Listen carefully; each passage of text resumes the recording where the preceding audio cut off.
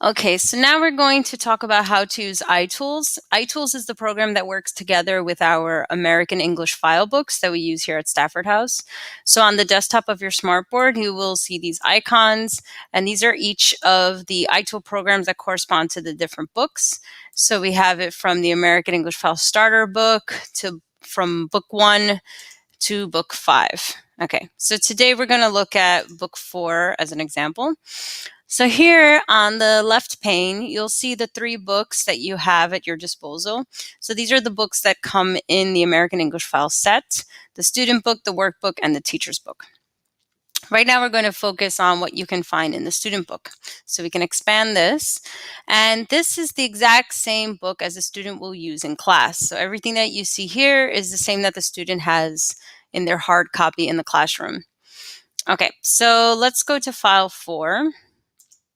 And we're going to go into 4B here. Okay, so we can see our 2 book pages here. And again, this looks exactly the same as what the students will see. At any time, if you'd like, you can go from a 2-page view to a single-page view by clicking on this book icon in the bottom left corner. So if we click that, we'll see it's just 1 page, and then I can go back to the 2 pages. So whatever works for you for the particular activity that you're doing, you can manipulate that as necessary. We can also zoom in and zoom out by rolling forward or backward on our mouse wheel. We can also use the magnifying tool on the upper right menu to zoom in. And then in order to zoom out, we're going to use our mouse wheel again. And remember that on the smartboard, you will also be able to use this as you would any touch tablet. So you can use your fingers, pull them apart to zoom in, and then push them back in to zoom out once again. So you can also use it that way, and that's probably easier than using your mouse. Okay, so let's look at some of the icons in the book. So we're going to zoom in a bit. Okay, so the first one that we see is our audio icon. So for iTools, what's nice is that you don't have to worry about an audio CD that goes with the book because all of the audio is here in this program.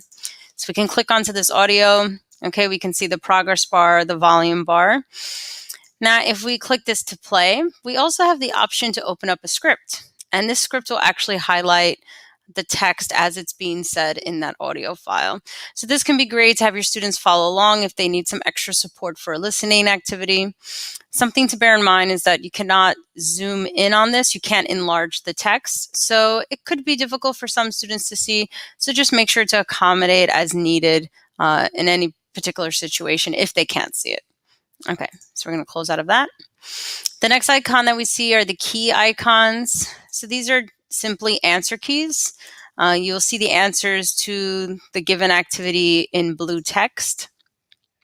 Again, you cannot enlarge this text, so just make sure that your students are able to see it clearly if you're using that. Okay, so if we move over, the next icon that we see is a book icon.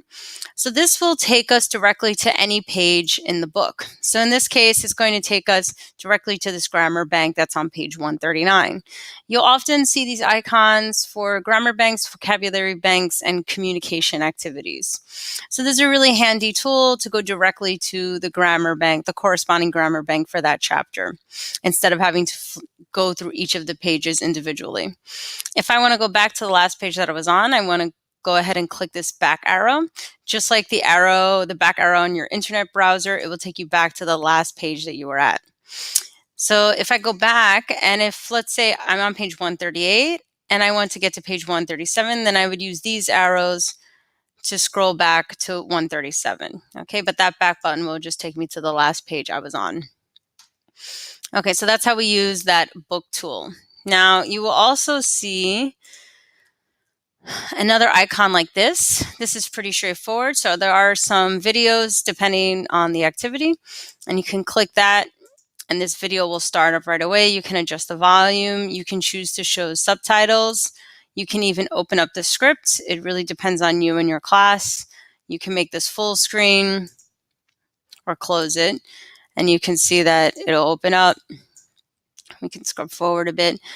And we have the subtitles. You can hide them. You can leave the script, whatever works for you for that particular activity. But it's good to know that you have this here for you and you don't have to worry about grabbing a DVD or any kind of disc to access the videos that are in the book. Okay, so let's go back to file 4 for a second.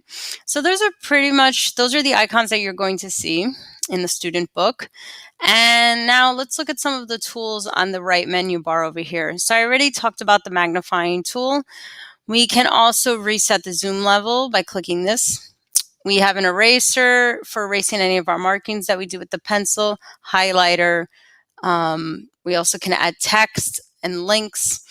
And we can use the eraser to erase specific things, or we can just click this X icon to clear the entire screen of any markings that we've made. So for example, if I take my pencil tool and I want to make some notes, okay, for example, on this for my students, I can do that easily. Just if I want to draw attention to something, that can be helpful. It could be difficult to do this with the mouse, but keep in mind that with the smartboard, you will have a stylus to use, and you can use that for more accuracy. Okay, so if I have notes and I want to erase them, I simply use that eraser tool, drag it across, and then let it go. I can also use a highlighter. The highlighter is particularly helpful for any new vocabulary that you may want to bring to the student's attention, or just any important words. You can use that highlighter tool. Okay, and like I said, we can also click this X to clear the screen completely.